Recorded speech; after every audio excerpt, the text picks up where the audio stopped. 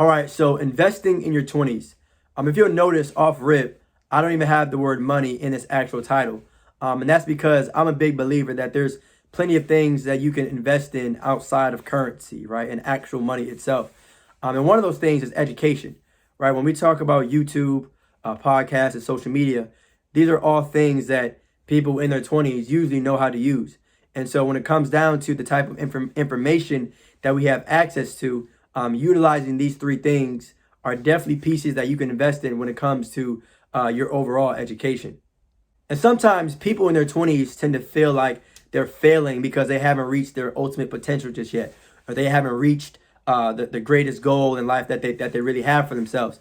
But the fact of the matter is, you have years and even decades to ultimately reach the common, if you will, retirement age. And so when you combine that with the fact that you also have years of life experiences, you now know the difference between right and wrong. You kind of have an advantage.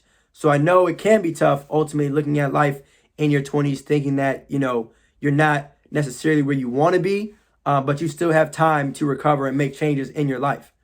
Now, we all have moments in our life where we feel like, man, I wish I would have known this sooner, right? If you're a recent college graduate, maybe that's, man, I wish I would have known about scholarships sooner. I wish someone would have introduced me to scholarships sooner. Or if you're, let's say, 29 years old and you tell yourself, man, I wish I would have known about the stock market sooner. I wish someone would have told me about this earlier in my life. But the fact of the matter is, regardless of your age, there's nothing that you can do to change your past. But the good thing is, there's always something that you can do to change and predict your future. All right, and check this out too. If you're in your 20s, that means usually your risk tolerance is a little bit different than someone that's a little older than you, right? Because when you're young, you can afford to take L's. You can afford to take mistakes. Why? Because these are things that you're going to eventually learn from, right? So as we always say, the sooner you start, the better. But that also takes into account the mistakes and the L's that you'll take. And some of those things are inevitable. They happen. But the most important part is that you learn from them.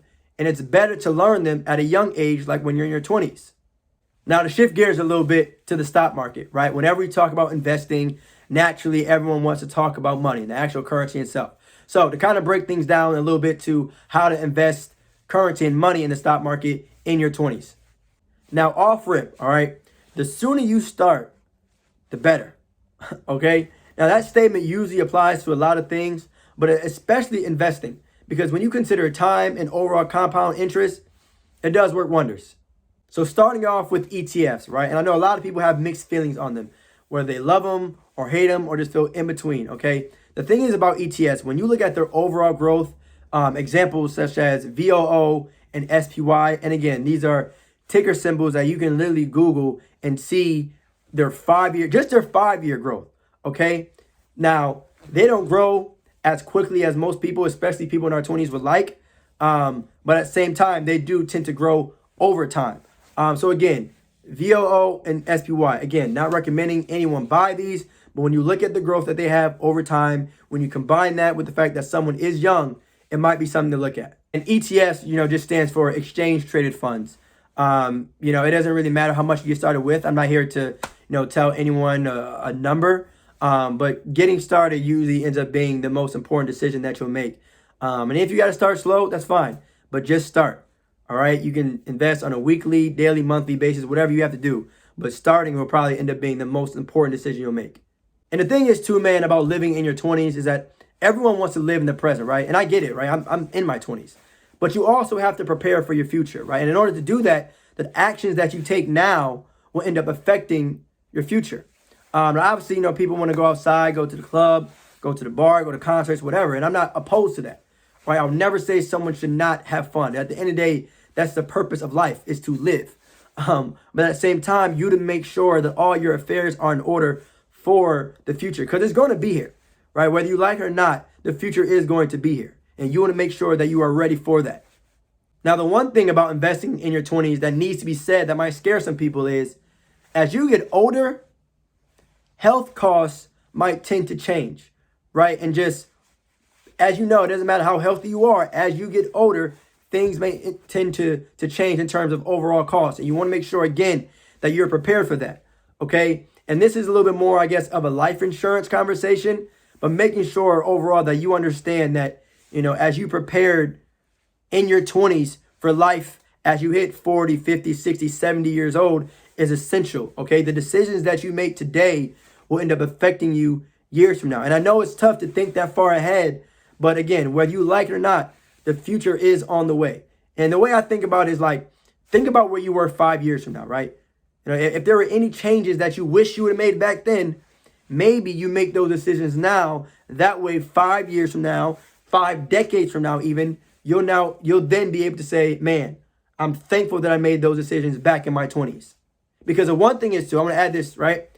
Time, you know, it gets said so often, but time is the one thing in this life that we can never get back. Money, you lose money, you'll get it back. God forbid you lose a house, you can get another house, okay? You cannot get back time, okay? You can't. So you have to make sure that you take advantage of the opportunity that's in front of you.